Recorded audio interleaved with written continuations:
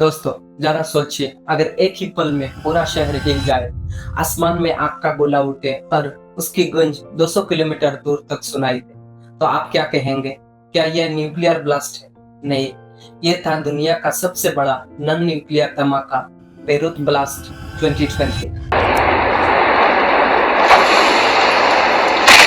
New allegations tonight about that deadly port explosion in Beirut.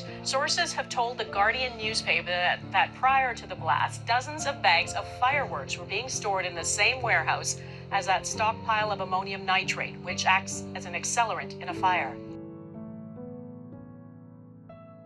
दोस्तों, स्वागत है आपका अपने चैनल नाहिद इश्तियाक पर।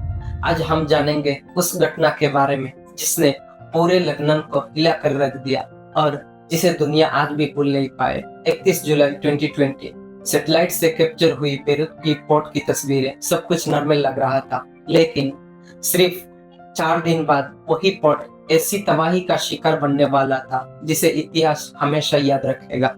4 अगस्त शाम 5:45 पोर्ट के हैंगर नंबर 12 में वेल्डर रिपेयर का काम कर रहे थे।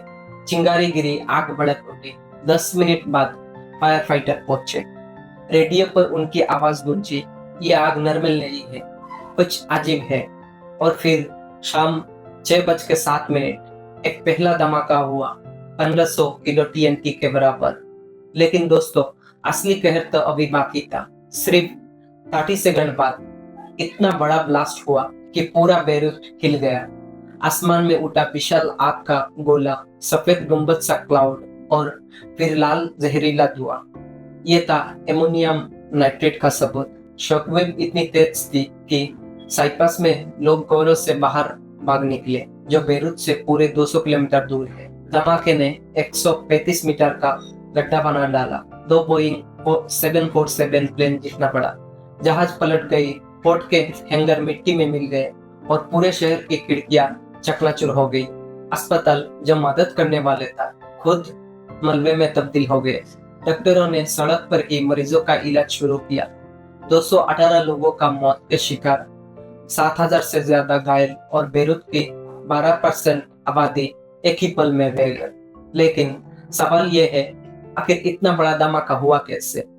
दोस्तों, हैंगर नंबर 12 में सिर्फ फायरवर्क्स नहीं, बल्कि 2750 टन एमोनियम नाइट्रेट बिना किसी सुरक्षा के रखा हुआ था।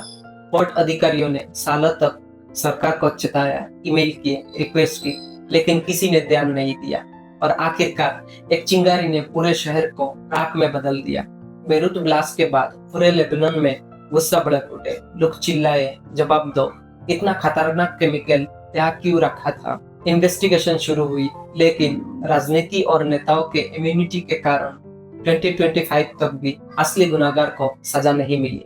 आज उस ब्लास्ट साइट पर एक मेमोरियल स्टेचू खड़ा है, टूटी खिड़कियों के शीशों से बना, जो उस दर्दनाक हादसे की गवाही देता है। दोस्तों, बेरूत ब्लास्ट दुनिया का सबसे बड़ा नॉन न्यूक्लियर धमाका था। यह सिर्फ एक एक्सीडेंट नहीं था, बल्कि सिस्टम की लापरवाही का सबसे बड़ा सबूत है। और सबक यह कि जब खतरे को इग्नोर किया जाता है, तो उसकी कीमत पूरी इंसानियत को चुकानी पड़ती है।